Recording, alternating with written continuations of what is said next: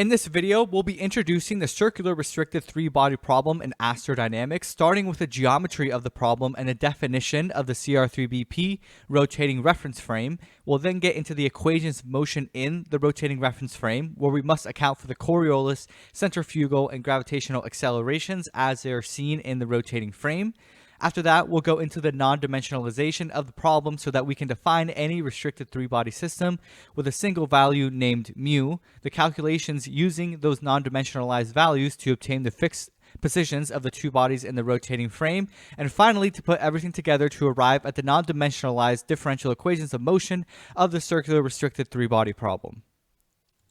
Throughout this series, I will be referencing many sources, but most notably Amanda Happela's master's thesis titled Trajectory Design Using Periapse Maps and Invariant Manifolds, and she also has a PhD thesis titled Trajectory Design in the Spatial Circular Restricted Three-Body Problem, Exploiting Higher Dimensional Poincare Maps, and Richard Batten's book, An Introduction to the Mathematics and Methods of Astrodynamics, both of which I'll have a link in the description too. We'll start by defining the circular restricted three-body problem geometry, where in this problem we assume that all that exists in the universe are three bodies. One has the largest mass in the blue, which we'll call M1, one has a smaller mass in the green, which we'll call M2, and one has no mass, which will be the spacecraft. And the third object having no mass is what the restricted part of this problem comes from. Since there are only two objects with mass in this problem, those two follow the laws of the two-body problem, and we restrict this problem to be circular, so M1 and M2 both have circular orbits around their common barycenter, which is the center of mass, and the inertial reference frame's origin is at the system barycenter. We can define the vectors pointing from the origin to M1, origin to M2, M1 to spacecraft, and M2 to spacecraft, and using vector addition we can calculate the spacecraft's relative positions to the bodies with these two equations.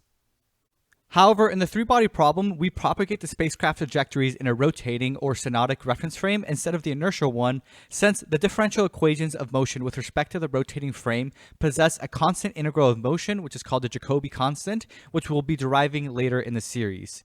And this rotating reference frame is centered at the system barycenter, just like the inertial frame. The x-axis points in the direction from the large body to the small body. The z-axis points in the direction of the angular velocity of the system, and the y-axis completes the right-handed system.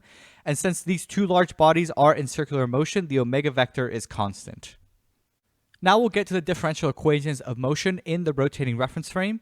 So since all that exists in the universe are the spacecraft and two bodies, the only forces acting on the spacecraft are gravity from those two bodies, and their associated accelerations are in the form of the 1 over r squared relationship that we're used to seeing from Newton's universal law of gravitation and the two-body problem. And from the previous video, we also know that the second derivative of position in a rotating reference frame is equal to the acceleration as is seen in the rotating frame plus coriolis acceleration plus centrifugal.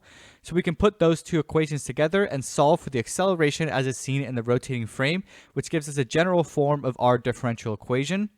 And since the omega vector is constant, we can do some simplification to these two terms. Here we're going to quickly evaluate the coriolis and centrifugal accelerations where the omega vector only has a component in the z, and as a reminder, this is how you calculate a cross product by the two vector components. And here is what we get when we plug in all those vectors. The gravitational acceleration equations can also be simplified since the two bodies are stationary with respect to the rotating frame and only have components in the x direction. So we could plug in this equation and solve with these units, but in the study of the three-body problem, these values are non-dimensionalized so that instead of all these values, omega, gravitational parameters, and orbit radii, we can reduce the circular restricted three-body system to just one parameter, which we'll call mu. To non-dimensionalize, we'll start with three characteristic quantities of the system, which are the total mass m star, the distance between the two primary bodies L star, and the primary body's orbital period T star, which will also be equal to 2 pi over the angular velocity of the system.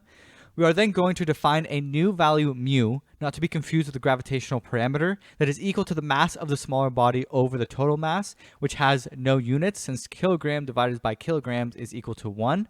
And in the next slide, we'll be going over why this value is equal to the radius of the orbit of the primary body in the non-dimensionalized system using center of mass calculations, and similarly for the secondary body. We begin by defining the center of mass of the system, which is given by this equation, and we have all our necessary values on the bottom right here. We already know that the center of mass is located at x equals 0, since that is how we define the reference frame, so we can plug that into the equation. We plug in that m1 is equal to m star minus mu m star, m2 is equal to mu m star, and x2 is equal to L star plus x1.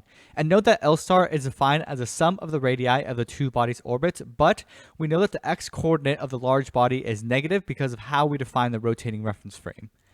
We now multiply out all the terms and notice that there's two mu m star x1 terms that cancel out, leaving us with the expression from which we can solve for x1 and to find that x1 is equal to negative mu L star.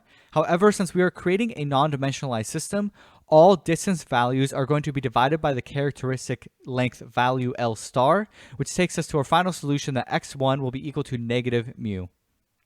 And plugging in this value with these equations, we can find that x2 is equal to 1 minus mu. We also normalize the gravitational constant g to 1. So the gravitational constant in our universe is equal to roughly 6.67 times 10 to the negative 20, with units of kilometers cubed over kilograms second squared. And given our characteristic values for mass, which is kilograms, distance in kilometers, and time in seconds, g reduces down to 1.